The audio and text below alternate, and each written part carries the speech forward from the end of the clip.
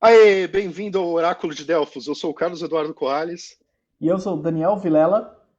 e hoje a gente vai falar sobre um monte de coisa bacana. A gente vai falar sobre guerreiros históricos, qual é a verdade da história do samurai, dos ninjas, da máfia, ao contrário da cultura pop, de como eles são representados na cultura pop. E a gente vai ter um convidado especial falando sobre isso. Mas antes a gente vai falar um pouco sobre Carrion, aquele jogo da Devolver Digital, sobre em que você é um monstro com o objetivo de comer humanos. Eu acho que o Daniel tem bastante a falar sobre ele, né? O que que você Ah, achou, Daniel? eu tenho. Esse era um dos jogos que eu mais queria jogar nesse ano. Então, quando eu soube a respeito, eu achei a proposta incrível, muito original. E eu fiquei acompanhando, até fiquei enchendo um pouco a sua paciência, falando, deixa eu resenhar esse jogo e tal. E aí, infelizmente, quando veio o jogo, eu acabei não conseguindo pegar o review, mas de qualquer forma, cara, eu joguei bastante e assim, eu fiquei extremamente desconfortável com o jogo. Isso me surpreendeu muito, assim. Eu acho a sensação de você comer os humanos extremamente perturbadora. Eu lembro quando eu era criança que eu jogava Mortal Kombat, eu tinha medo de dar fatality. E foi a sensação mais próxima que eu tive disso depois da minha infância, cara. Quando você jogava Mortal Kombat, você ainda era criança, pelo que você falou, né? É estranho você sentir isso agora com Carrion. Então, eu acho que é um pouco da. Tem alguns temas, e isso é uma coisa meio curiosa, que eu não costumo comentar muito, né? As pessoas vão achar que eu sou um bebezão agora, mas. Mas eu tenho alguns problemas com alguns filmes, eu tenho dificuldade de ver algumas coisas um pouco mais pesadas. Por exemplo, o Enigma de Outro Mundo, cara, o remake de 84, apesar de ter uns efeitos que o pessoal normalmente acha meio tosco, eu acho extremamente perturbador. E o Carrion me lembrou muito disso, né? Então é um jogo que, assim como alguns jogos de terror, eu tenho um pouco de receio de jogar, então dá um pouco de medo, não sei. Os gritos são muito bons, assim, né? O aspecto de produção audiovisual, assim, eu achei muito legal no Carrion. Assim, você já jogou algum outro jogo em que você precisa comer humanos, tipo Stubbs the Zombie, o Man-Eater, que saiu esse ano, ou alguma coisa do tipo? Não, eu acompanhei mais esses reviews, né? Eu não cheguei a jogar esses jogos, mas acho que o mais próximo, talvez, foi aquela DLC do. Mais próximo da temática, não assim da sensação, mas aquela DLC do Dead Rising 4, sabe? Que o Frank é um zumbi, uma parte opcional e você tem que comer as pessoas, mas é uma proposta mais humorística, né? Que nem como você comentou no texto também, né? De que não é tão comum ter uma temática mais séria nesses jogos. E isso me surpreendeu no Carrion, de forma positiva, na verdade. Eu achei muito legal que eles se comprometeram a tentar fazer uma coisa diferente, assim.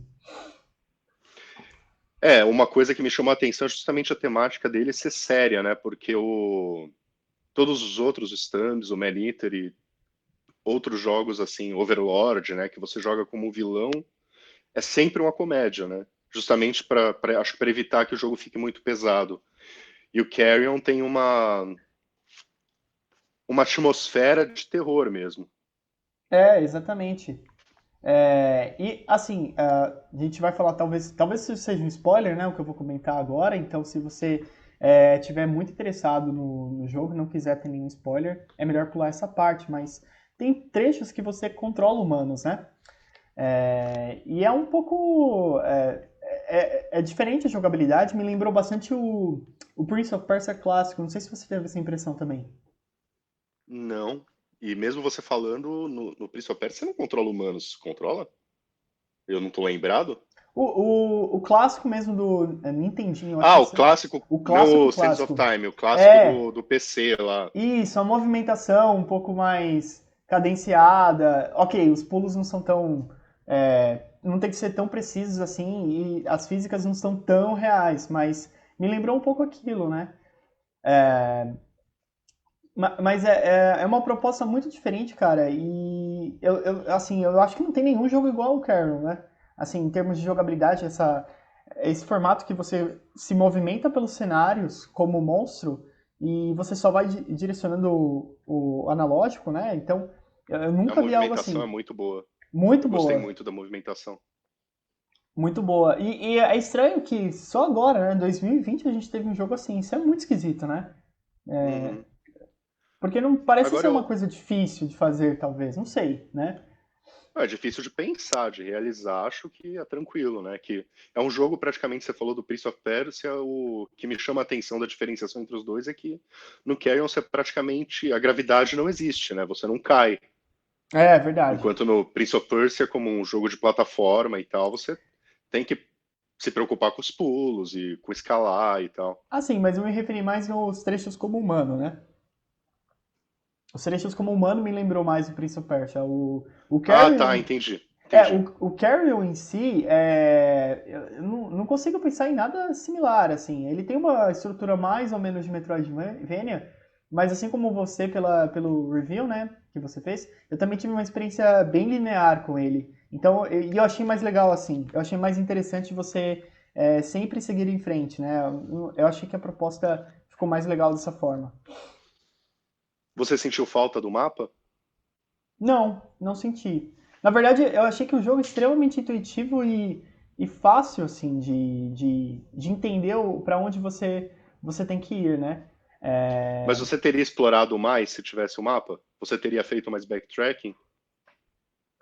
talvez se tivesse um mapa, eu acho que os mapas no Metroidvania, especialmente aquele clássico, aquele formato clássico que o Metroid e Super Metroid criaram, né, de que você vê, e depois o Castlevania Symphony of the Night trouxe também com muita força, são aqueles quadradinhos que aparecem em rosa ou azul, enfim, no mapa, e você vai vendo por onde você foi, e às vezes você vê que algumas partes não foram totalmente preenchidas, então você voltaria. Então talvez esse sentido ia me estimular a fazer mais backtracking, mas eu não sei, a proposta, inclusive, narrativa do jogo é mais linear também, né? O monstro não quer Uhum. saber de voltar, ele quer saber de dominar a estação, matar os próximos humanos e É de fugir, na espalhar. verdade, né? O objetivo dele é, até agora falando de jogos semelhantes, acho que talvez outro da própria Devolver Digital é o Ape Out, sabe? Qual é? Wipeout. Não tô lembrado. Não tô lembrado desse. É, não é o Wipeout tipo surf, é Ape Out de macaco. Ah, ok. É um que Ok. você é um gorila e você tem que escapar do cativeiro. E daí seus movimentos vão batendo com uma trilha de jazz focada em solos de bateria, assim, é bem interessante também. No Ape Out você não se sente tanto um vilão, né? Você é tipo um animal preso tentando voltar para a natureza. Mas também seus inimigos são humanos e você mata uma galera para escapar. Então, isso que você comentou eu achei extremamente interessante, né? No início, o jogo não passa a sensação de que é simplesmente uma fuga, mas pelo menos eu jogando, eu senti que eu tava tentando me vingar e dominar a estação inteira, cara. Você achou que era uma historinha de vingança, esquema Last of Us, assim. Talvez, o monstro se vinga das pessoas, né? Eles te prenderam. Big mistake. Big Mistake. Nossa, isso seria um ótimo filme, né, cara? Aliás, já tem alguns filmes assim, né? Ah, deve ter. A Bolha, talvez. Nossa, aquele clássico lá também. Aquele filme é muito legal, cara. Aquele filme. E eu acho que é isso que é bacana no Carrion, porque ele traz um pouco também desse terror B, né? Que não acontece mais tanto hoje em dia, né?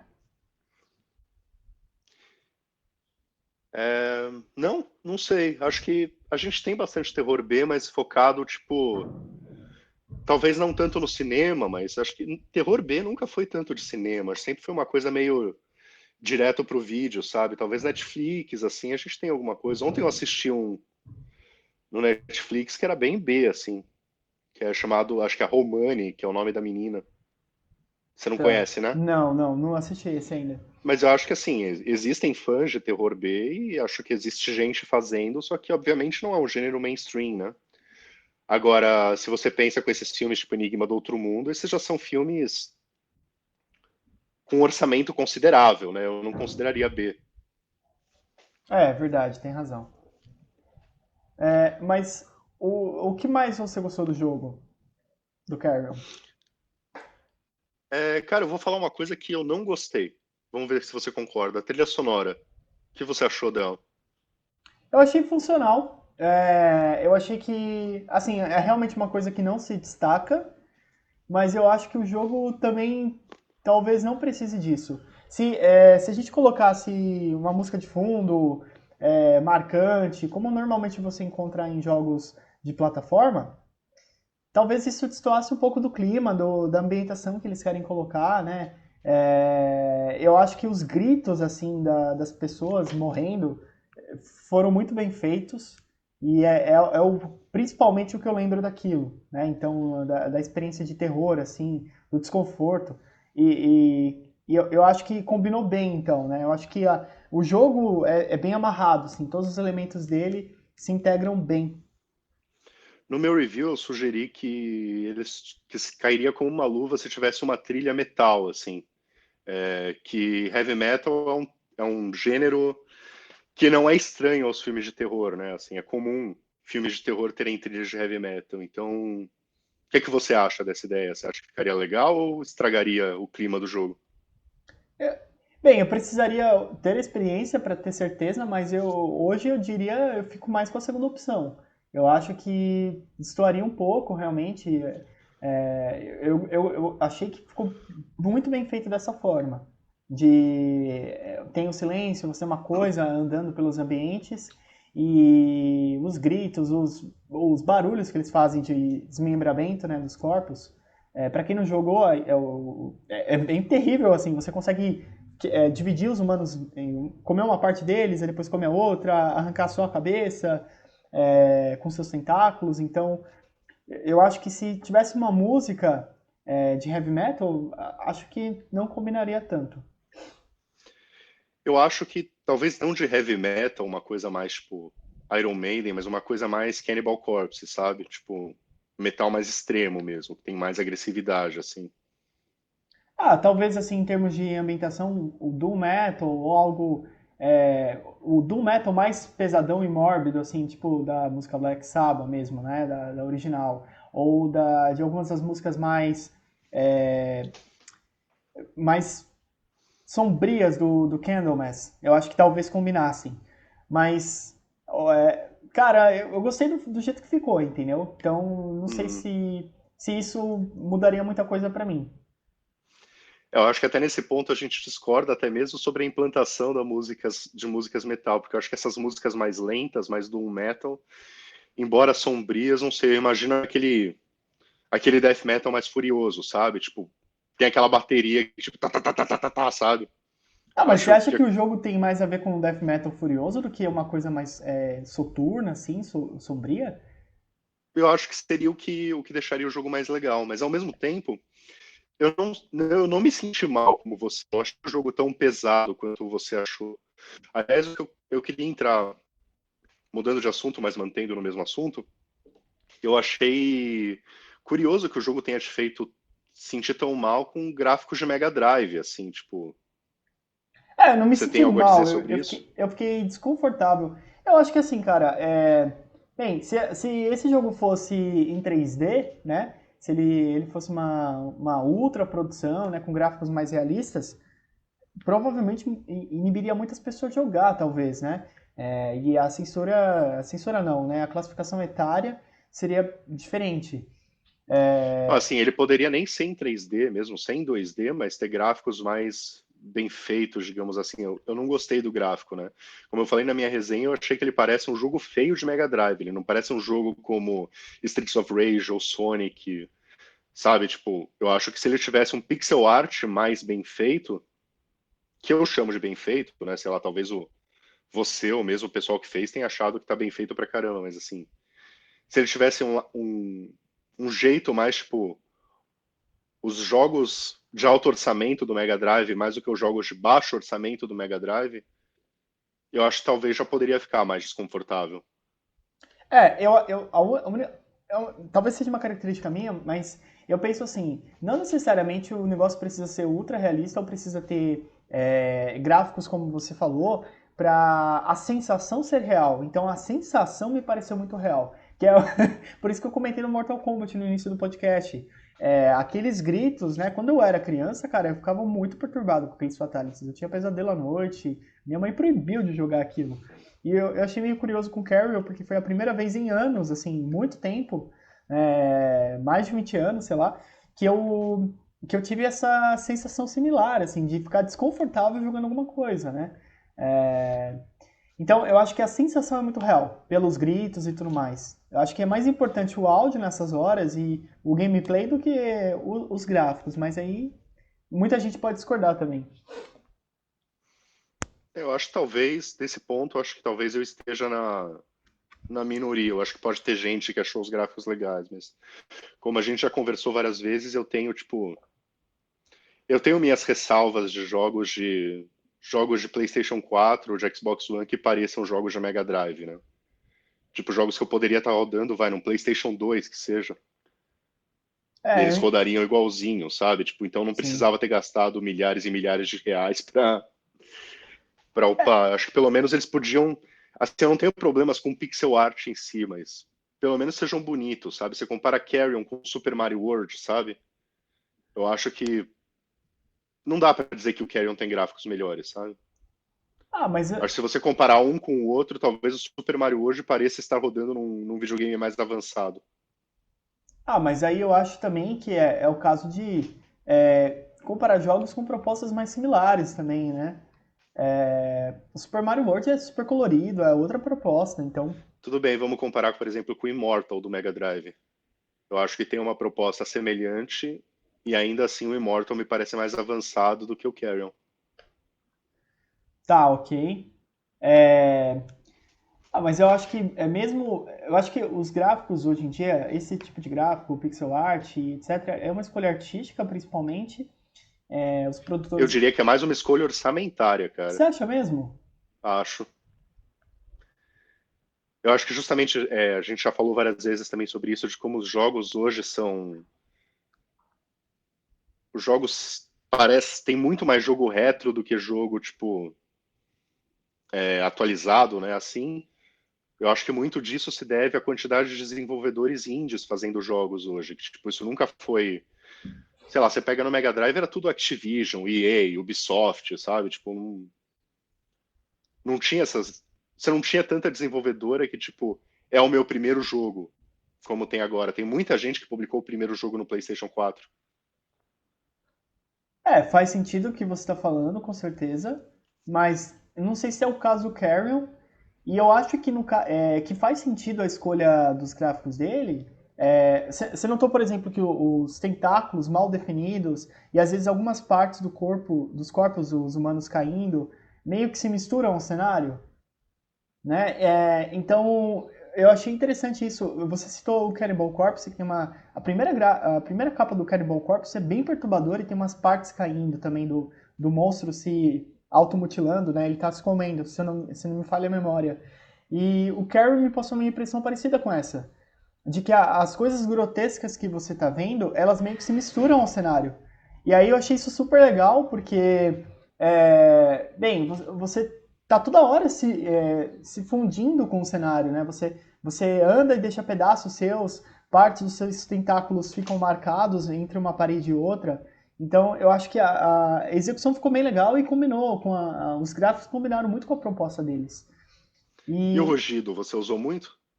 usei muito, eu achei muito legal essa mecânica, achei demais, cara. Eles associaram um barulho de assustar as pessoas para você também ter meio que uma resposta de mais ou menos para onde você poderia ir, encontrar o que eu entendo que são outros monstros que o próprio monstro absorve. É isso que você pegou também? Não, você está falando dos save points? Sabe os upgrades que você pega? Ah, sei, tá. Eu achei que você Eu estava falando entendi, dos save points. eu entendi Acho que é uma isso. interpretação. Eu entendi eles como outros monstros que você absorve e você pega os poderes deles. E eu achei isso muito legal também.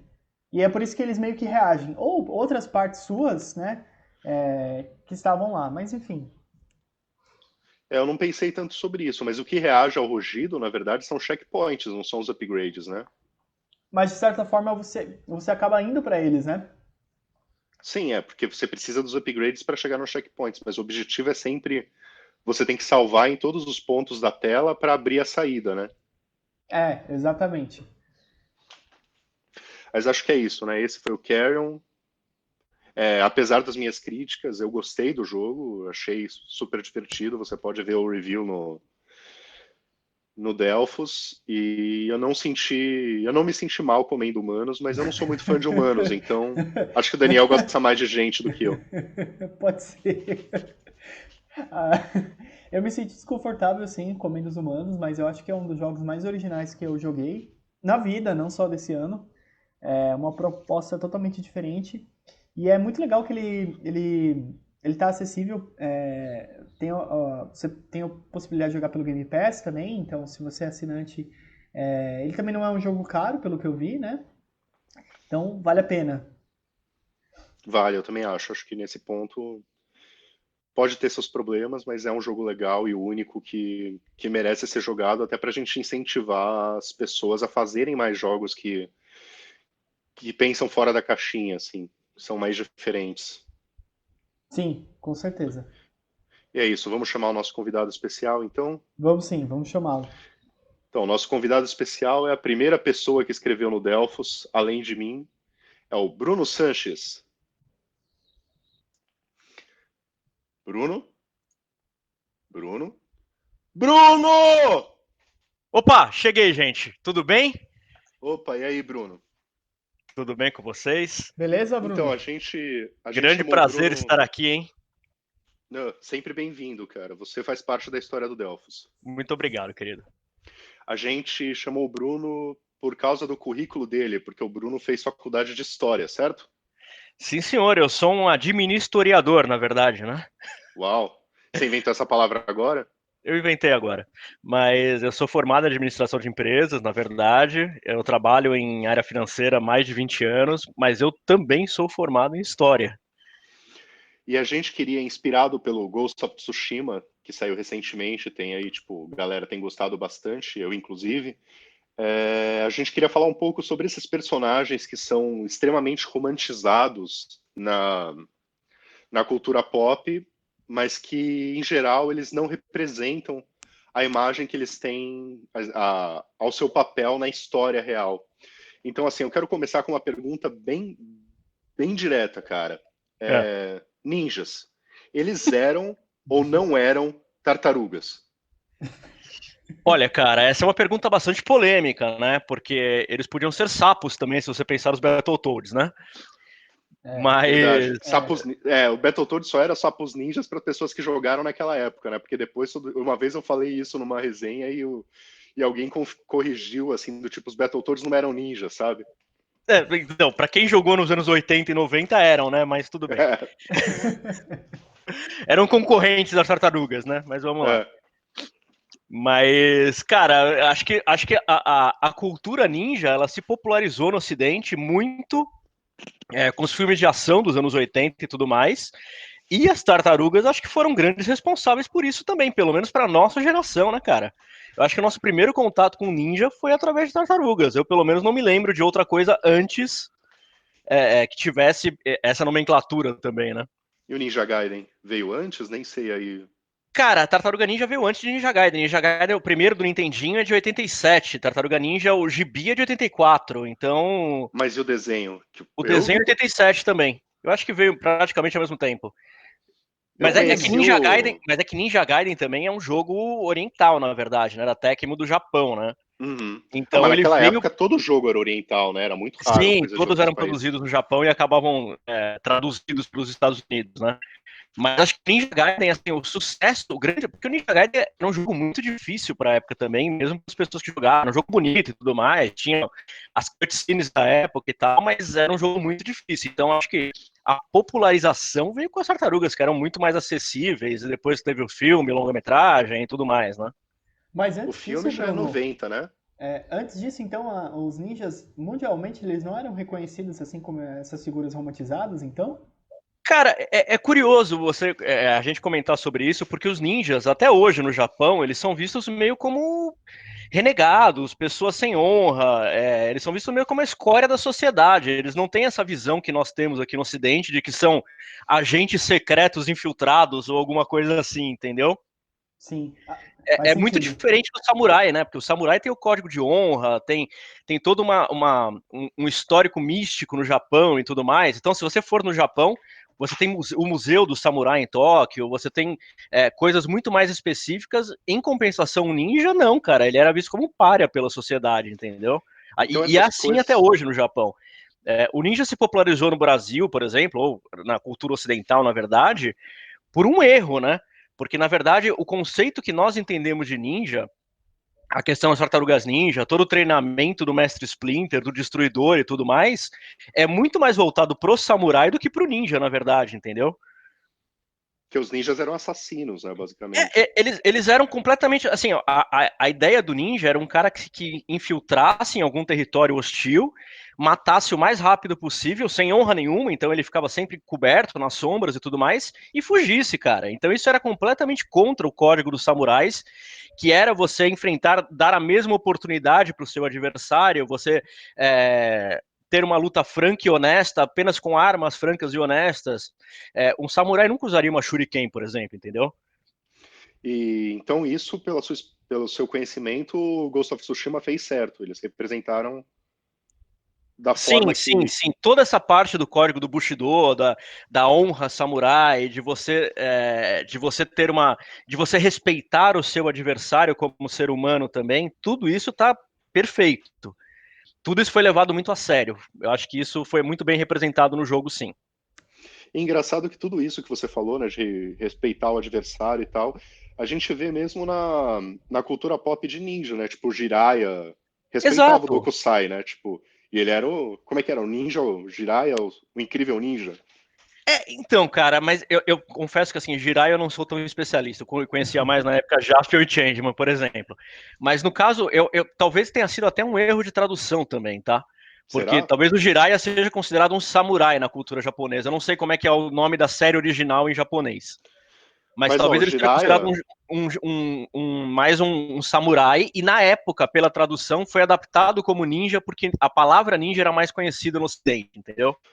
Uh, Isso é interessante porque assim, o conceito de ninja que a gente tem hoje, daqueles caras vestidos com aquelas roupas camufladas, daquelas roupas escuras e tudo mais, é uma coisa que surgiu muito mais no século XX do que historicamente acurada, né? O ninja, na verdade, ele era um cara que se disfarçava. Não necessariamente essa roupa que chegou pra gente era uma roupa que ele usava à noite, durante ataques noturnos e tudo mais. Era uma roupa mais camuflada e tal. Mas não significava que era a roupa tradicional dos ninjas, né? Mas então, O essa ninja, roupa preta, então, realmente era ele não tinha usada. uma roupa tradicional. Na verdade, o ninja era um cara como qualquer outro. Ele era uma pessoa absolutamente normal que, nas operações que ele fazia, ele se disfarçava de cidadão comum. É um lance muito mais parecido com Assassin's Creed, por exemplo, entendeu? Não, então, eu sabia que ele se disfarçava de acordo com onde ele ia entrar, mas eu acho que Sim. essa roupa preta tradicional que a gente pensa no Ninja da Máscara e tal, ela tinha uma base histórica também, não era Não, ela não totalmente tem uma base fantasiosa. histórica de quando você, sei lá, você vai entrar, você vai fazer alguma missão noturna e você precisa se disfarçar no meio de uma floresta, alguma coisa assim, Ficar ok, essa roupa invisível, né? ajudava. Mas não significava que essa era a roupa tradicional dos ninjas. Talvez o uniforme, assim, não existia um uniforme tradicional.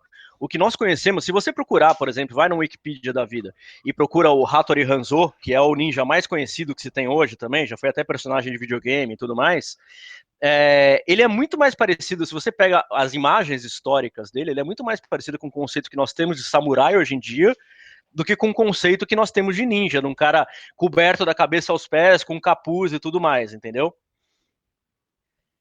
Não existia essa semelhança que nós temos hoje com a figura do ninja, né? Do ninja coberto e tudo mais. E especialmente do ninja que usa a espada também, porque o ninja ele usava armas que eram mais à distância. Ele podia usar o arco e flecha, uma shuriken, um dardo com veneno, alguma coisa assim. Mas a espada, muito difícil. A não ser que todos os guerreiros da época usavam espada. Então, obviamente, ele tinha conhecimento também. O caso do Ghost of Tsushima, então, ele era basicamente, ele é um samurai que traiu o código do samurai para virar um ninja, basicamente. No caso do Ghost of Tsushima, obviamente a gente tem que pensar que o Japão sempre foi um país muito fechado também. Então, na verdade, o que acontece muitas vezes é que eles tinham essa visão da honra, do código do Bushido e tudo mais, com adversários dentro do território japonês. com uma invasão estrangeira, que foi o caso da invasão dos mongóis de 1200 no Japão, a coisa funcionaria de uma forma diferente. Então eles usariam todas as armas que eles teriam disponíveis para expulsar o invasor. E nesse caso, a camuflagem, um ataque oculto, sim, faria sentido, entendeu? Isso não seria considerado uma traição? Não Seria considerado uma traição aos princípios, por exemplo. Até porque o Código Bushido é um pouquinho mais velho do que isso. Ele é um pouquinho mais novo do que isso. Nessa época de 1200 você já tinha os samurais, mas você não tinha ainda uma definição muito clara do que era a honra do samurai, por exemplo. Então o importante para eles naquele momento, a grande prioridade era expulsar os invasores e não dar uma chance para o cara de contra-atacar. A emergência da situação era mais importante. Legal. E aí a gente falando dos samurais, eles também são muito romantizados e, pelo que você descreveu, por motivos mais nobres assim do que os ninjas, mas eles também eram basicamente senhores feudais, certo? Na verdade, eles eram soldados dos senhores feudais, cara. Você tinha o Shogun, que era o senhor feudal da época. Tá. Você tem que pensar que você não teve uma unificação japonesa até o final do século XIX, tá? O Japão era um país quebrado em várias províncias, digamos assim. E cada província, cada pedacinho de terra tinha o seu senhor feudal, que era um Shogun. Os samurais seriam os principais soldados desses senhores feudais. Fazendo uma comparação, obviamente a cultura ocidental e oriental ela é bem diferente. Mas fazendo uma comparação entre Ocidente e Oriente, eles seriam mais ou menos como se fossem os cavaleiros medievais, que ao invés de responder para um rei, respondiam para um shogun, entendeu? Basicamente, eles eram os melhores heróis, os melhores guerreiros que você tinha na época. E tinha outros guerreiros além dos samurais? Sim, você tinha outros. É que assim, os samurais, especificamente falando, eles eram os tops em técnica, em estratégia militar. Eles eram os caras, assim, eles eram generais, digamos assim, dos exércitos. Uhum. Não eram todos. Tanto que até no jogo isso é muito bem retratado, porque quando você encontra um samurai, você encontra muito bandido ali pelo mapa, pelos territórios e tudo mais. Mas quando você encontra outro samurai, você até estranha, porque teoricamente os samurais eram raros. Eles não eram qualquer guerreiro não era considerado um samurai, entendeu? No caso da história do jogo, inclusive, tipo, ele começa com o extermínio dos samurais, né? Exatamente, que eram todos os soldados, que eram os principais soldados ali do tio do protagonista, né? Que acabaram mortos na batalha e tudo mais, e você pensa que acabaram os samurais. Você tem outros guerreiros lutando também, mas não os samurais que acabaram morrendo. Tá, e já que você falou dos cavaleiros da Idade Média, tipo, o Game of Thrones me ensinou que os guerreiros eram todos cavaleiros. O Game of Thrones mentiu pra mim? Não, o que acontece, cara, assim como acontecia com os samurais também, é que normalmente eles vinham de famílias nobres, eles não eram povão, assim, era muito difícil. A estrutura da sociedade na época, isso tanto no Oriente quanto no Ocidente, ela era muito específica. Se você nascesse pobre, era muito comum que você morresse pobre também. Era muito difícil você galgar posições na sociedade, seja por um preconceito que existia, seja por uma barreira cultural, enfim. Então, assim, para você se tornar um cavaleiro ou mesmo um samurai, você precisaria ser uma pessoa que teria condições de ser alfabetizada, e isso não era comum na época. Um peão do campo, um agricultor, alguma coisa assim, ele nunca seria alfabetizado, por exemplo, entendeu? Ele nunca teria tempo disponível para pensamentos filosóficos, para escrever sobre estratégias militares. A pessoa tinha uma vida muito... Não existia uma separação clara entre a infância e a idade adulta. Todos eram vistos como potenciais trabalhadores.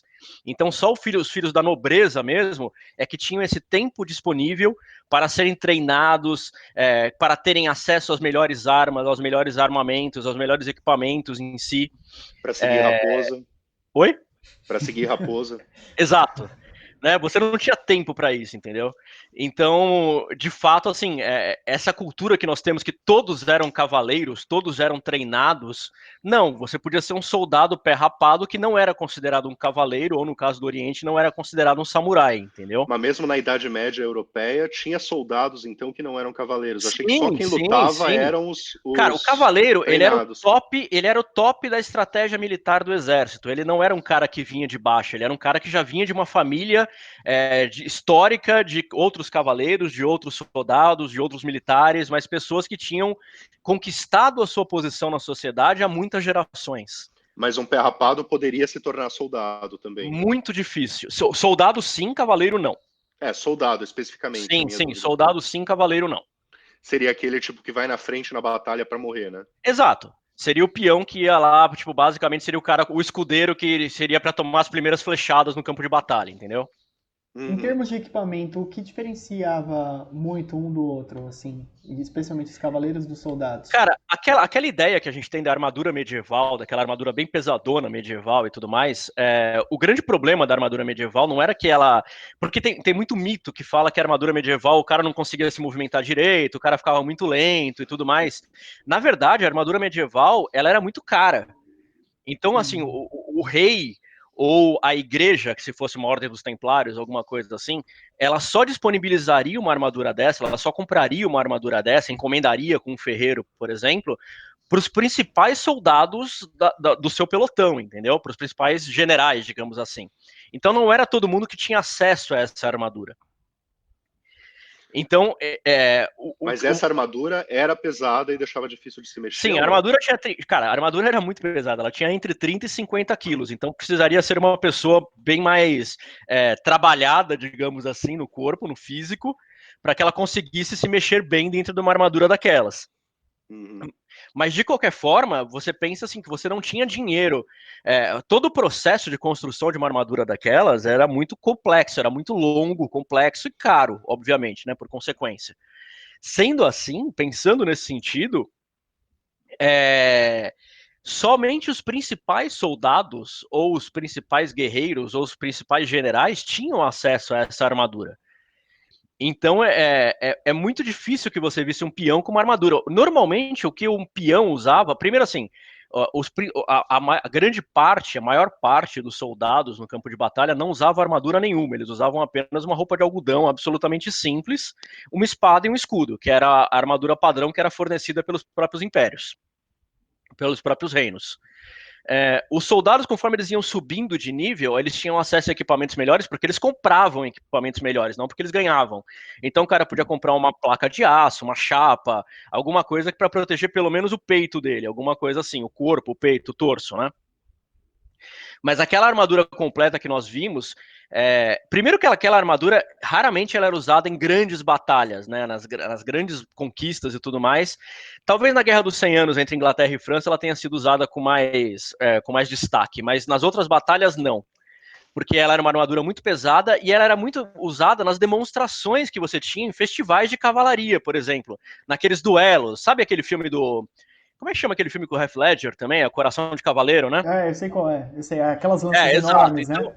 isso, exato. Então, basicamente, ele era mostrado naqueles duelos, naquelas festas medievais, naquelas feiras medievais e tudo mais, mas não no campo de batalha em si.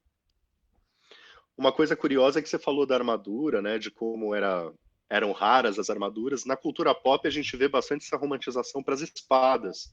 Do tipo, a impressão que eu sempre tive era que, tipo, uma boa espada era coisa realmente para os guerreiros mais top da galera, e não tanto a armadura, mas sim a espada. Isso também corresponde ou não?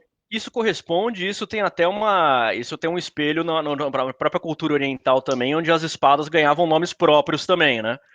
Então, tanto as espadas dos samurais, que eram espadas muito diferenciadas, as katanas, por exemplo, quanto as espadas ocidentais, como por exemplo a Excalibur do Rei Arthur, sim, os principais generais eles tinham espadas diferenciadas, que eram espadas feitas personalizadas, que tinham incrustações na sua lâmina e tudo mais, com o nome da pessoa, com o nome da família de onde a pessoa descendia.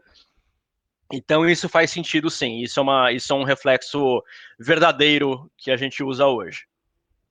Oh, legal, cara. Muito interessante. Muito interessante. Mas são conceitos diferentes. Realmente existe uma romantização. Tipo, assim, falando especificamente da vida do samurai e da vida do cavaleiro, apesar dele pertencer a uma nobreza, era uma vida muito sofrida. Esses caras tinham uma expectativa de vida de 30 anos, tá? E você sabe qual era a expectativa de vida de uma pessoa que não era cavaleiro?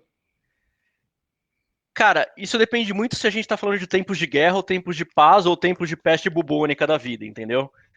Mas se você pega a expectativa de vida na Europa, uma pessoa assim, um nobre da nobreza era de 50 anos.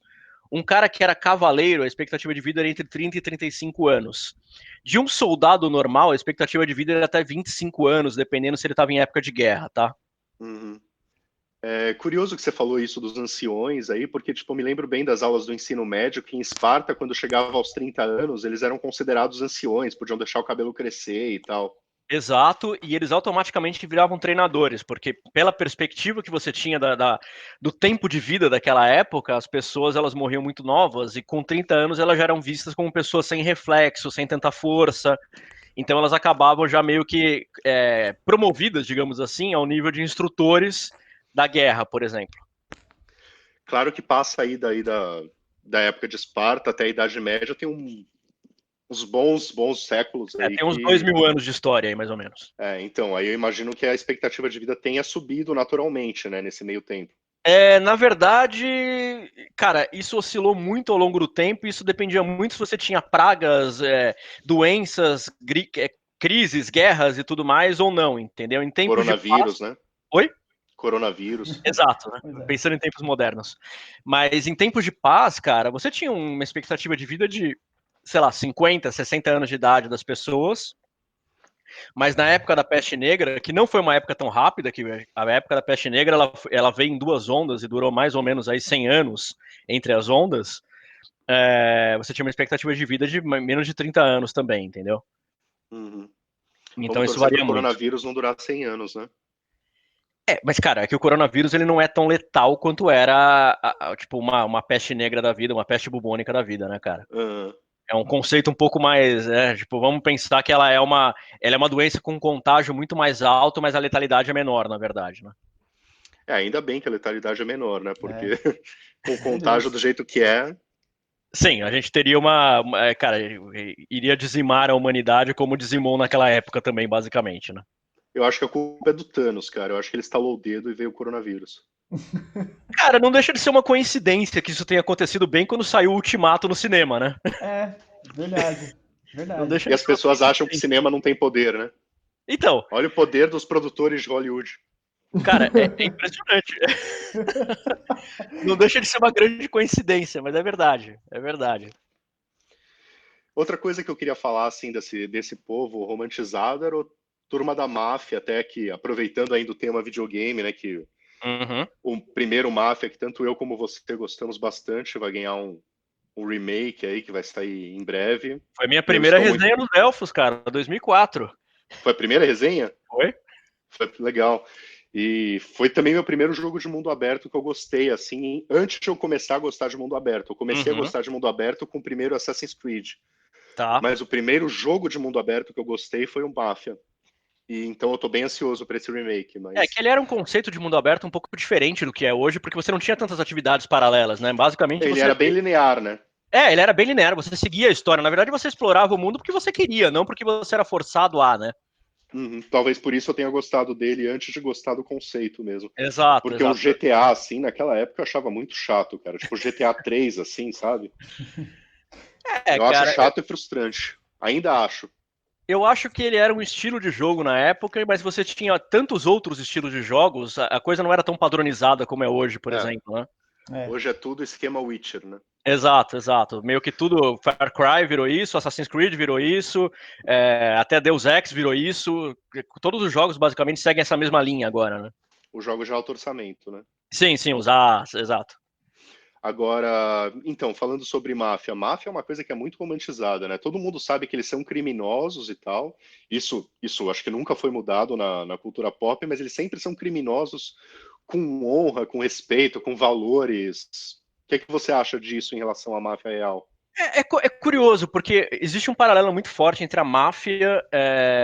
Assim, primeiro que quando a gente pensa em máfia, nós pensamos diretamente na máfia italiana, né? E a máfia, existem ramificações da máfia em praticamente todo mundo. Você tem a máfia russa, você tem a Yakuza no Japão, que é basicamente o mesmo estilo também. E você tem as... Mesmo a Yakuza a gente pensa da mesma forma, que respeito, honra e tal é muito importante para eles. Sim, então, e você tem só complementando, você tem as milícias aqui no Rio de Janeiro também, que, cara, é um conceito muito parecido com o conceito original da máfia da Sicília, lá no final do século XIX, né? A Ah, máfia, é? ela surge, Porque se você pensar, a máfia ela surge, falando um pouquinho da história da máfia, né? A máfia ela existe desde a época feudal, basicamente. Ela surgiu na Sicília, então se você estiver olhando o mapinha da Itália, pensando naquela bota do mapinha da Itália, a Sicília seria a bola que a bota tá chutando, tá? Ela seria uma ilha ali, um pouquinho do lado esquerdo ali da Itália. E a máfia ela surge ali na Sicília, na época do feudalismo, basicamente como uma insurreição das pessoas, dos pobres, contra os senhores feudais. Então, basicamente, eles se uniram e eles começaram a combater os senhores feudais. Só que o que aconteceu? Conforme eles combatiam os senhores feudais, eles foram ganhando poderes e eles foram cobrando as pessoas para a execução desse poder, digamos assim, para uma proteção, para uma priorização na compra da colheita que fosse feita de uma determinada família e tudo mais. Tipo um governo Então, alternativo. Desculpa, não entendi, Daniel. Como se fosse um governo alternativo. Exato, como se fosse um governo paralelo ao que já existia, digamos assim. E uma coisa importante aí, a proteção que você está falando agora ainda não era aquela proteção do tipo proteção contra mim mesmo, sabe? Não, tipo... a proteção que eu estou falando agora é uma proteção militar, é como se fosse uma proteção contra a invasão das outras famílias ou dos outros senhores feudais da época. É uma proteção real, então, né? Sim, tipo uma exato, polícia. Exato. Não é tipo, eu te ataco se você não me pagar. Exato. Aí o surgimento das famílias, digamos assim, veio dessa época, porque essas famílias lá da época do feudal, elas foram se perpetuando, obviamente elas eram protegidas entre si, e aí surgiu o conceito de família e tudo mais, que é o que nós conhecemos. Essa visão de máfia que nós temos hoje, do filme do Poderoso Chefão, ou do próprio jogo da série Máfia mesmo, é uma visão já do século XIX, onde esse conceito já era muito enraizado na cultura, pensando novamente que a Itália não era unificada ainda até essa época. Então você tinha várias lideranças regionais, que eram as famílias que comandavam contra a invasão de terceiros, mas que não exploravam os jogos de azar, não exploravam a prostituição, não exploravam os cassinos, como foi feito no século XX depois, entendeu? Inclusive, até uma curiosidade aí, o nome máfia vem de uma palavra em árabe, tá? Que significa basicamente renegado. Muito interessante. O Poderoso Chefão mostra isso também que você comentou, né? Essa mudança de eles começarem a trabalhar com drogas, prostituição, certo? Sim, porque quando eles chegaram nos Estados Unidos, quando as famílias foram emigrando, né, da Itália para os Estados Unidos, na verdade, eles viam uma oportunidade de ganhar dinheiro, de escalar a sociedade rapidamente através dos negócios ilegais, que na época eram as bebidas alcoólicas, que estavam proibidas pelo governo, né, pela lei seca, e também pela exploração de prostituição, de tráfico de drogas, dos jogos de azar e tudo mais, que eram coisas que não eram regularizadas. Pensa que os Estados Unidos era um país que também era bem descentralizado nessa época, cada estado tinha a sua própria lei, assim como é hoje também, né? Hoje as coisas continuam dessa forma. E em alguns estados eram proibidos jogos de azar, prostituição, e em outros eram legalizados. Então eles encontraram a oportunidade de se desenvolver nas grandes cidades, onde isso era teoricamente proibido, mas era feita uma vista grossa, porque você conseguia corromper autoridades, desculpa. E você conseguia ganhar dinheiro rapidamente em cima disso. Os mafiosos que nós vemos, né, os conceitos de mafiosos que nós vemos, na verdade, aqueles gangsters mesmos que nós vemos, eles eram pessoas perrapadas também, eles não eram os líderes das famílias. Você tinha o Al Capone da vida, mas você tinha 1000 caras abaixo dele que eram perrapados, que não ganhavam dinheiro, entendeu? Que também tinham uma expectativa de vida baixa, que viviam basicamente de missões onde matavam integrantes de famílias rivais, cobravam os comércios da região para que não fossem assaltados, entre aspas, pelos próprios caras e coisas assim, entendeu? Aí você já entra no conceito mais de proteção que o Corrales mencionou, né? E eles tinham toda essa história de honra e família e essa ideia romantizada? Assim, você tinha um código de honra, você tinha dentro da máfia, especialmente da máfia de origem italiana, você tinha o omertà, na verdade, né? Que era o código que você nunca denunciaria a família ou famílias rivais ao governo, às autoridades, à polícia e tudo mais. Então você tinha esse código de honra, digamos assim. Mas a máfia era muito. assim, até hoje, na verdade, ela é muito menos respeitosa com esse código do que a Yakuza, por exemplo, entendeu? E isso entra muito na parte da diferença entre cultura ocidental e oriental. A cultura ocidental é muito mais criada em cima de intrigas do que a cultura oriental, por exemplo.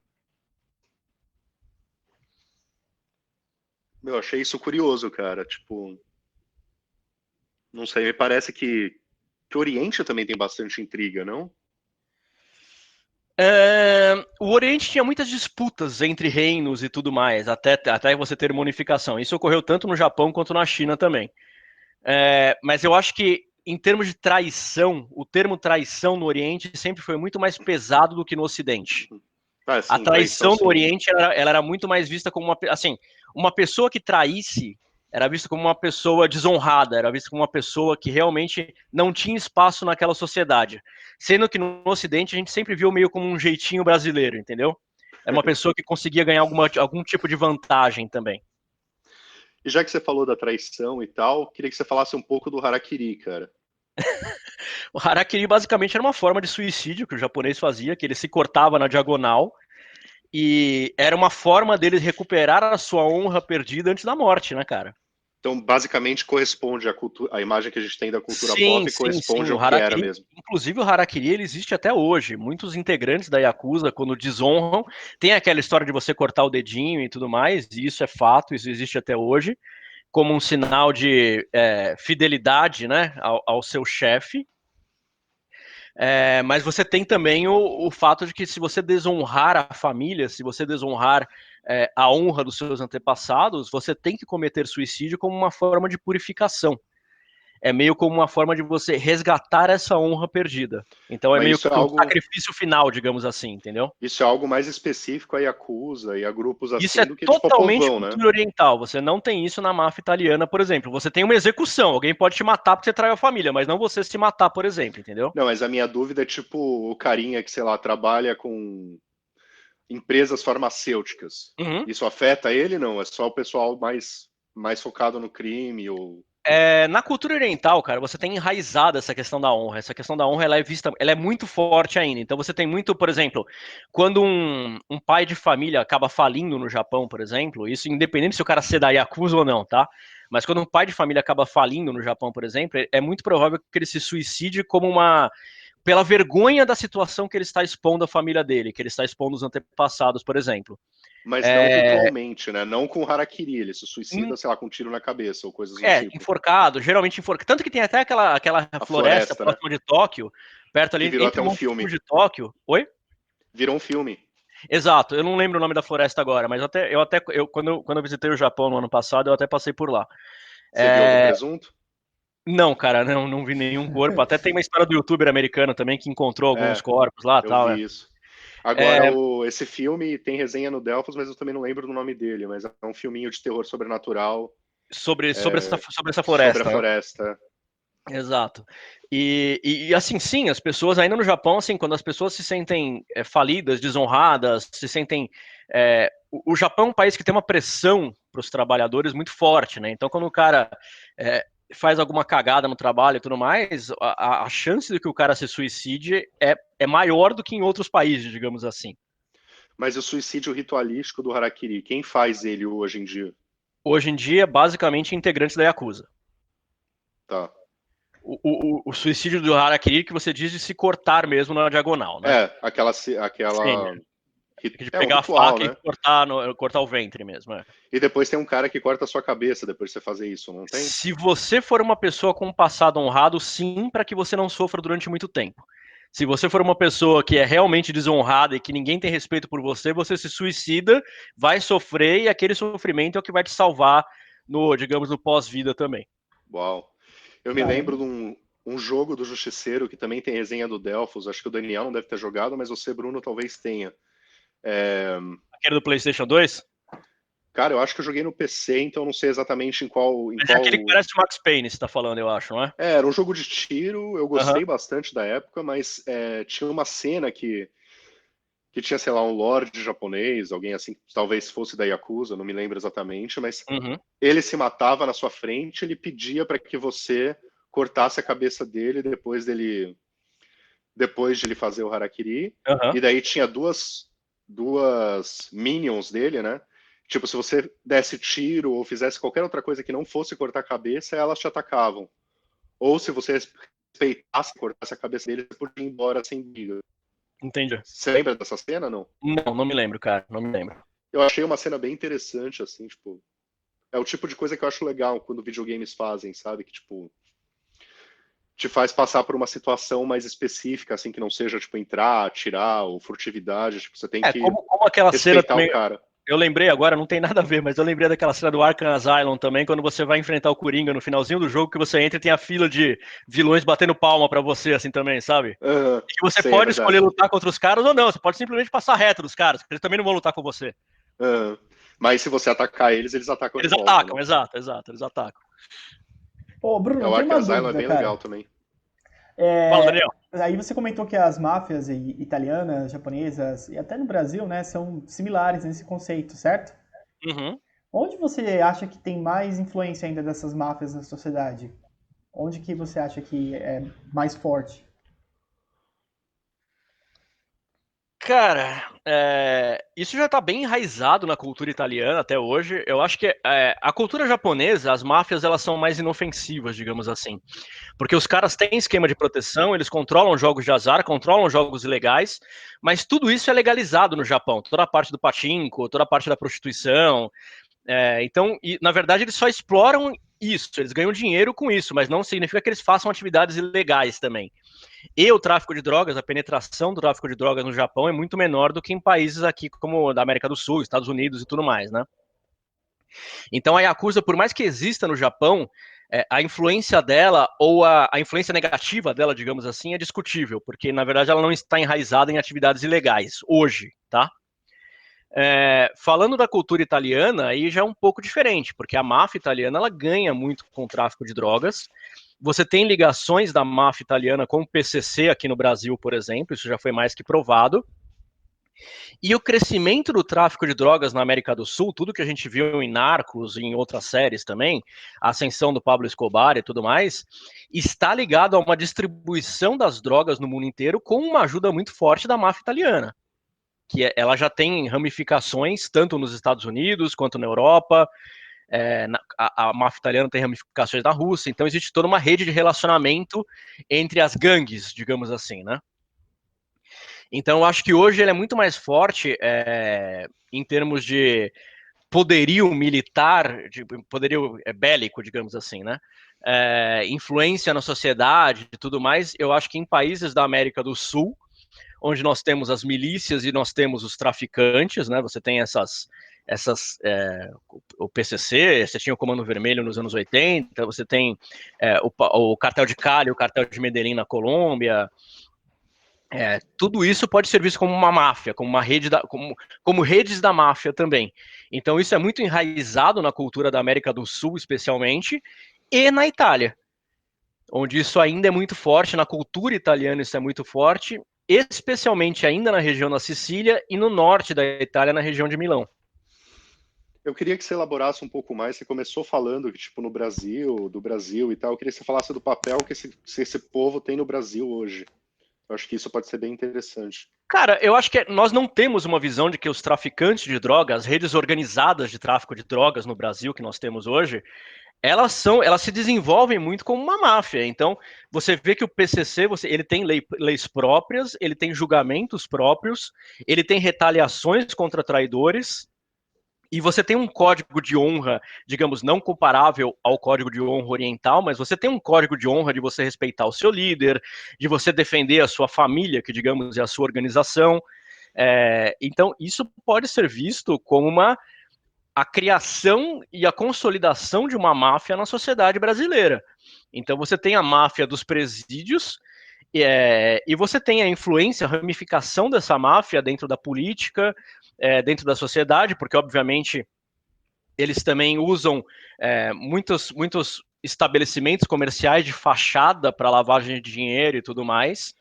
Então, isso aqui no Brasil, especialmente, apesar de nós não associarmos que nós temos uma máfia, entre aspas, sim, a evolução que nós temos do PCC, por exemplo, pode ser uma evolução vista como uma máfia também, assim como o cartel de Cali e o cartel de Medellín pode ser visto como uma máfia na época da Colômbia também. É basicamente qualquer crime organizado, assim, pode ser visto como uma Exato, máfia. mas assim, é um crime organizado que, digamos assim, é um crime organizado ao quadrado, né? Porque você tem códigos de honra, você tem leis próprias, você tem julgamentos, você tem influências na sociedade, então você tem influências no Ministério Público, você tem influências na Câmara dos Deputados, você tem influência no Senado, então você tem pessoas influentes que respondem para esse grupo também organizado. É como se fosse Interessante, uma lei cara. paralela, cara. Essa lei, ela surge em lugares onde você tem uma lei frouxa e surge com uma autoridade paralela, na verdade, né? Fazer o papel do Estado onde o Estado não faz, né? Onde o Estado não faz, exatamente. Que foi o que aconteceu. Quem assistiu Narcos percebeu que a ascensão da máfia, das gangues do Pablo Escobar mesmo, está ligado tanto ao enriquecimento. Assim, basicamente você mostra que quando você enriquece muito, a lei daquele país você não fica dependente da lei daquele país. Na verdade, você cria suas próprias leis. E é muito do que acontece no Brasil hoje em dia também. Eu tive um professor na faculdade que falou uma coisa que me marcou muito, que é tipo, no Brasil só a classe média tem a fantasia de que existem leis, porque os pobres são mais submetidos à lei do crime organizado, assim, e os ricos, tipo, compram a própria lei. Então, tipo, Exato. eu achei isso muito marcante quando ele falou. É por aí. E a gente tem essa visão romantizada da máfia, mas assim, pensa que nós estamos vivendo uma mesma situação hoje em dia, entendeu? Todos esses crimes que nós vemos, aqui teve um crime recentemente do PCC, que eles executaram um cara que era um antigo traidor deles, que foi uma operação no cinema, cara. Eles levaram um cara de helicóptero até uma praia isolada do Nordeste e metralharam o cara e depois voltaram de helicóptero. Ou seja, é muito como se fosse uma máfia mesmo, entendeu? É o funcionamento de uma máfia e de uma rede de gangsters da década de 30 nos Estados Unidos, por exemplo, entendeu? Interessante, cara. Muito, muito interessante. Mas é uma visão que a E gente não tem, né? É uma visão diferente do que nós temos no dia a dia mesmo.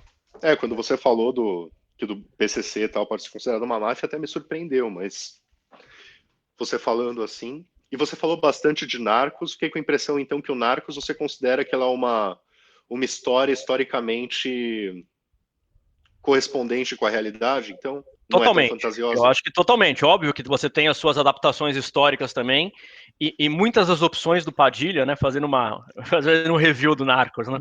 Não, peraí, Muitas o das opções Narcos, do o Padilha Narcos não são é do mais para Padilha, é? chocar. São mais para chocar os telespectadores do que para mostrar de fato a realidade.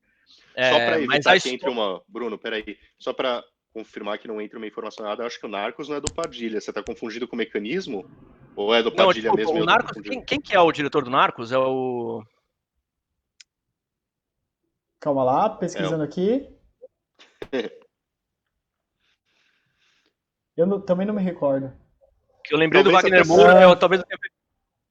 bem, é porque tem diretores por Não, o Padilha eu episódio, tenho né? certeza que fez o mecanismo. Não, o Agora o Padilha fez Narcos o não sei. mecanismo, mas eu acho que o Narcos, cara, ele tem alguma influência. Talvez ele tenha sido produtor, talvez, da primeira temporada, das primeiras duas temporadas. Deixa eu dar uma olhada aqui também. Aqui a gente tem os criadores, né? O Chris Brancati, Carlo Bernardi, Doug Miro. É uma produção colombiana e estadunidense, né? Uhum, E nós temos sim o José Padilha como produtor executivo, mas tem vários exatamente. outros, tem vários outros. Legal. Mas eu lembrei do Padilha, eu lembrei que ele tinha algum envolvimento com a série também. Eu acho que o Padilha, assim como ele fez no Tropa de Elite também, eu acho que ele sempre gosta muito de chocar os telespectadores também em algumas cenas que não correspondem à realidade, mas que acabam trazendo um complemento à história, digamos assim, para mostrar como a história é ruim e tudo mais, né? Como a história é ruim no sentido de que o quão maléfico isso é para a sociedade como um todo, né? Por exemplo, na segunda temporada do Narcos, você tem aquele assassinato daquele advogado, o Fernando, e do filho dele. Aquele personagem, aquela é uma das cenas mais impactantes da série inteira, quando descobrem o corpo dos dois no porta-mala do carro e tudo mais. Aquilo nunca aconteceu. O Fernando é um personagem que nunca existiu de fato, mas a série está lá, ela coloca aquela cena meio como uma parte chocante, que é para realmente chocar o telespectador e causar um repúdio, uma repugnância daquele ato, né? Já que a gente falou do Padilha, acho que faz até sentido a gente falar um pouco do mecanismo. Vocês assistiram? Cara, eu Não. não assisti o Mecanismo. Não vi. Então acho que não dá pra conversar sobre ele. Faça comentário. Vamos voltar no Padilha. Eu sei que não tem muito a ver com o tema, mas eu fiquei curioso. Você falou dessas cenas chocantes. Vocês sabem se aquela cena que termina o primeiro Tropa de Elite, que o Capitão Nascimento pede para o outro policial dar um tiro de escopeta no rosto do criminoso, se tem paralelo com o que acontece realmente? Eu já vi em entrevistas que aquela cena de fato nunca aconteceu. Ela faz parte dessa liberdade criativa do que o Padilha adota, que é mais pra chocar mesmo. Que ele fala, não, no rosto não, pra proteger pro enterro, alguma coisa assim, né? Isso mesmo. Enterro e tal. Uhum. Que é do baiano, né? Eu acho que é o baiano que ele mata assim, né? É o baiano, isso. Exato. Eu acho que não, eu acho que eu acho não, eu tenho certeza que aquela cena específica nunca aconteceu. Mas que outras histórias similares já aconteceram também.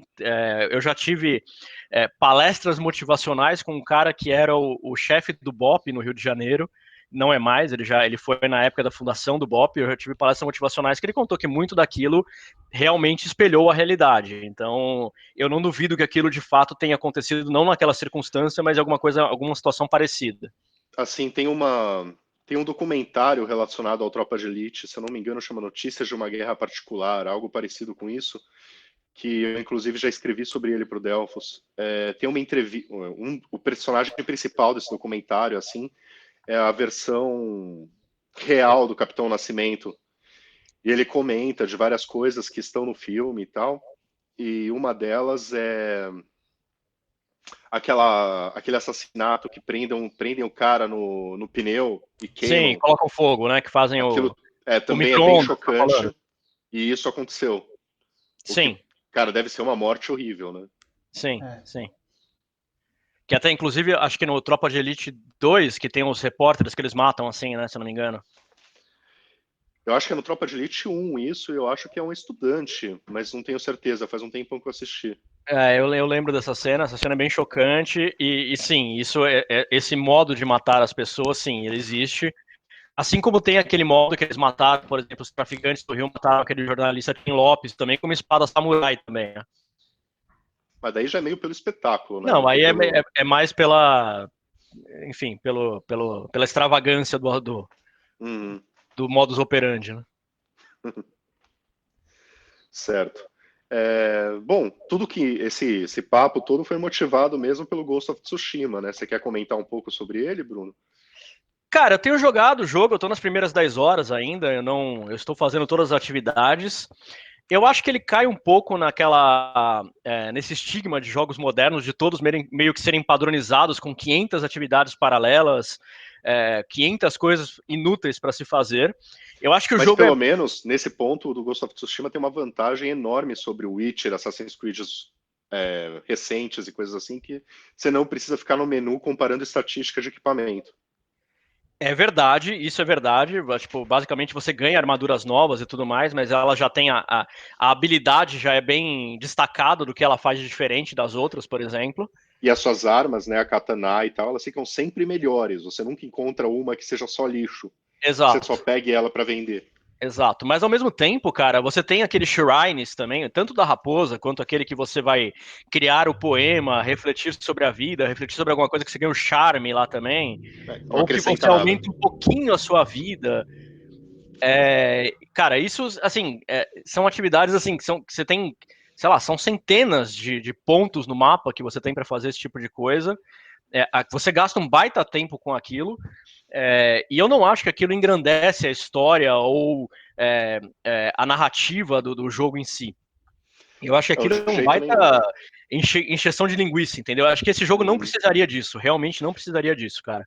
E a história, especialmente a história das missões principais e as missões que são para personagens que têm nome, né, que são seus sidekicks e tal, essas eu achei sensacionais. São ótimas. Eu acho que se o jogo fosse focado nisso, cara, Exato. tem uma fase que você não chegou, que é a invasão a um castelo, que vai um exército de samurais, cara. Eu falei no meu review, tipo, isso é uma coisa que a gente vê muito em Call of Duty, esses militares, sabe, que você é parte de um exército.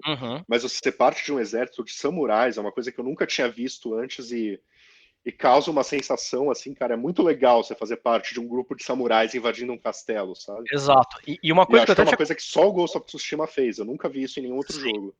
E uma coisa que eu tinha até comentado com o Corrales há um tempo atrás é o quão parecido com os Assassin's Creed antigos esse jogo acaba sendo também. Até o esquema de escaladas, o esquema das corridas, a forma de você matar os caras, a forma de você se esconder, tudo isso é muito parecido com os primeiros Assassin's Creed, especialmente o 3, cara. Me lembrou muito do 3 também.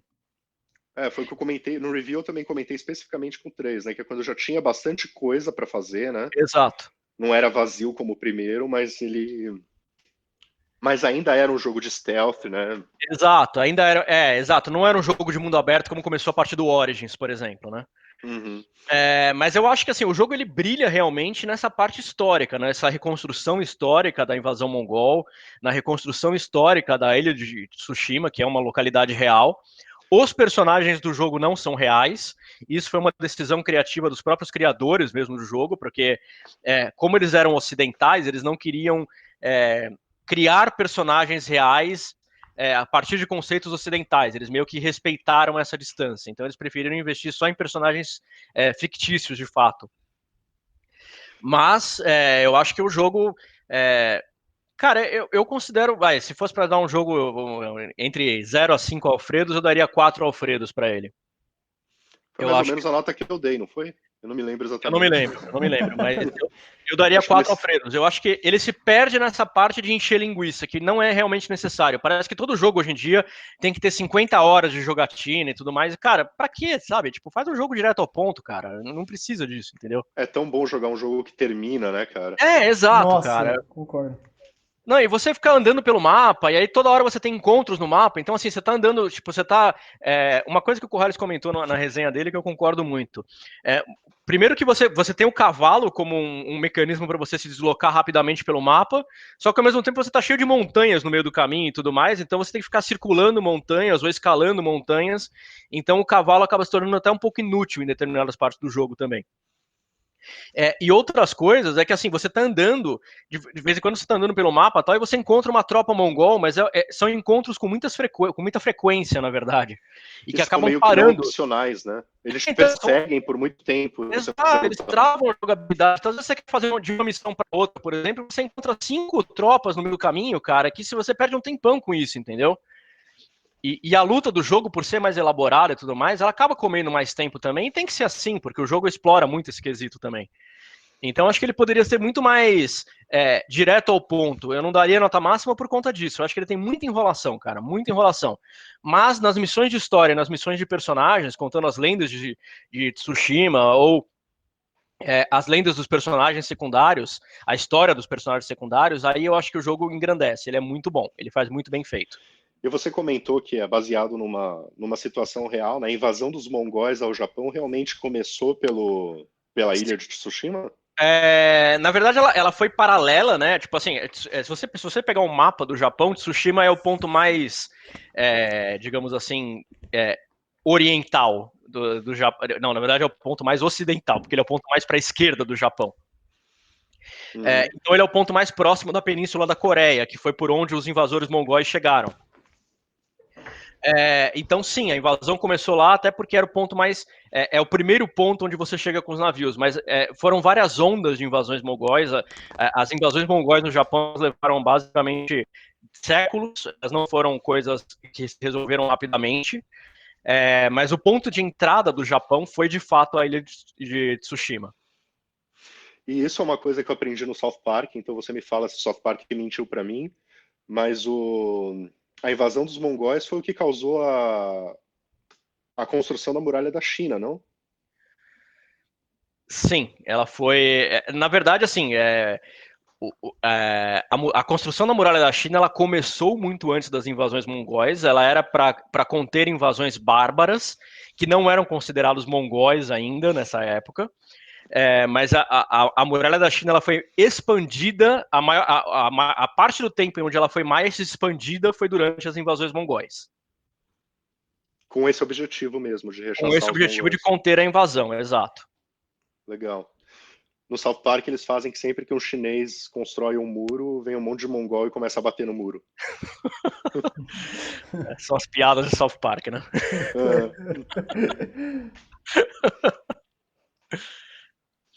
Mas basicamente é isso.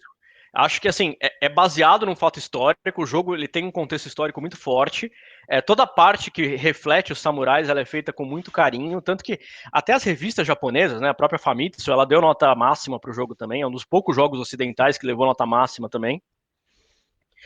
E eles retrataram com muita fidelidade. O jogo ele tem um valor muito alto, né? Tipo, toda a produção dele foi feita com muito carinho. Dá para perceber isso em detalhes. E quão bonito ele é, né? As cores e tal. Eu acho que, tipo, embora ele tenha aquele modo Kurosawa, É que feito ninguém pra jogar usa, em né? preto e branco. Que Me usa. parece que, embora, por mais que eles tenham feito com cuidado, tipo, o jogo perde tanto se você tirar as cores dele, cara. Porque você tem várias. Você tem aquela parte da floresta dourada, por exemplo, que as folhas das árvores têm um efeito de cair dourado mesmo, que é tão bonito, é tão diferenciado aquilo, né, no jogo. Uhum. E você tem a parte das cerejeiras também e tudo mais. Então, o jogo ele realmente tem uma parte estética muito forte, cara. Até me lembrou muito o Breath of the Wild, não sei porquê, mas talvez pelas cores fortes e tudo mais, né? Por os dois serem lindos, né? Então, eu acho que pela utilização das cores, sabe? Tipo, eu acho que o Breath of the Wild, ele também ele aposta muito nesse contraste das cores também, né? Porque, obviamente, o Switch não tem um gráfico tão elaborado quanto o PS4. Então, eles têm que se destacar por outros recursos. Eu acho que essa intensificação das cores, eu acho que é uma característica muito forte e que é algo usado também no Ghost of Tsushima. Eu acho isso muito bonito. O Breath of the Wild, já falei outras vezes nesse podcast, mas eu considero ele um dos jogos mais bonitos que tem, assim, tipo, independente Sim. de máquina. Eu gosto muito da estética dele. Sim. É a minha opinião também. Eu concordo. Eu só acho que ele não é tão épico quanto outros Zeldas, por exemplo. Ah, sim, com certeza. Bom, é isso então. Acho que podemos encerrar por aqui. Se alguém quer falar mais alguma coisa. Eu acho que é isso, a gente abordou todos, né? Ninjas, samurais, Isso cavaleiros. que a gente pensou. Tartarugas. Máfia. Bom, então, para concluir, os ninjas não eram tartarugas em geral. Não eram tartarugas em geral e eles se vestiam de mulheres, cara, o que é bem bizarro. Mas eles lutavam contra rinocerontes e javalis. Eu não sei se tinha rinoceronte no Japão, Corrales. Confesso que essa parte eu fico um pouco perdido, tá? Eu acho que não. Bom, na dúvida, vamos entender que a cultura pop falou a verdade pra gente, né? Tipo, Sim. nunca Hollywood vai querer mentir pra gente. Por que eles fariam isso? É verdade, a cultura pop sempre tem essa vantagem, né? Sempre traz verdades pra gente, é isso aí. Por aí. Bom, muito obrigado pela participação, Bruno. Acho que foi muito produtivo, ficou super interessante. Eu, pelo menos, sou fanático por história, assim, achei uma conversa Também, das mais legais muito. que a gente fez. Aprendi muito. Obrigado, gente. Obrigado pelo convite. Obrigado, estou sempre à disposição aí. Tenho muito orgulho de ter participado dessa história do Delphos também. Gosto muito da página, sempre acompanho. Sempre mando meus comentários pro Corrales, pro WhatsApp também, enchendo o saco. E parabéns pelo trabalho de vocês, muito legal. É isso, como sempre, então, tipo, assine o Padrim, assine aí na plataforma que você preferir, ouvir o podcast, curta a página do Delphos no Facebook, todas essas coisas que o youtuber gosta de falar e que eu sou péssimo nisso de autopromoção. E Corrales, mantenha-se delfonado. Sempre, cara. E olha só, esse é o nosso último podcast da temporada. A gente pretende voltar no futuro, mas talvez seja um futuro um pouquinho distante, então acredito que a gente fez uma primeira temporada produtiva, fomos aprendendo enquanto fazíamos e acho que ficou legal. Pretendemos melhorar ainda no futuro, mas por enquanto esse é o nosso season finale. E acho que não podia ter sido melhor com a participação do Bruno, aí ficou um excelente episódio final. Com certeza. Então, como sempre, obrigado por ouvir e até a próxima.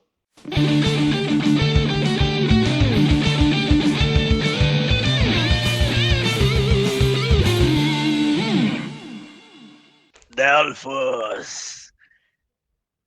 Delphos. Delphos. Pronto, foi minha colaboração. Eu até tampei o microfone aqui para não rir, para não entrar minha risada. Eu acho que eu vou colocar dessa forma, tá? Eu vou colocar as 3 versões e você terminando. Pronto, foi minha colaboração no final. Pode mandar bala, velho.